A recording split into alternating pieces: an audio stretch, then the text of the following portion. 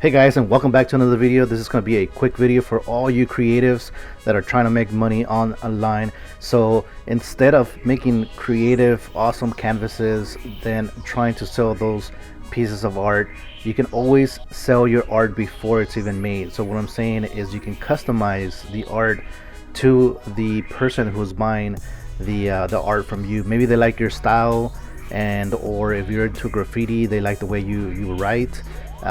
So you can sell, for example, myself here, I sell these custom branded bottles, and I do different types of bottles as well.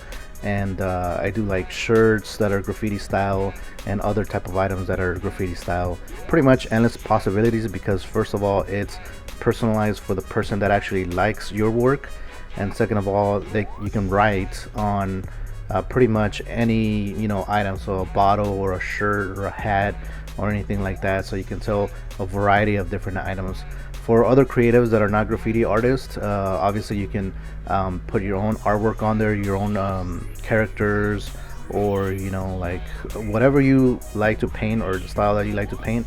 If you can figure out a way for it to be permanent on these items, it'll definitely help you out, and you can probably sell more items this way or make more money this way than just creating a canvas and trying to see if it sells.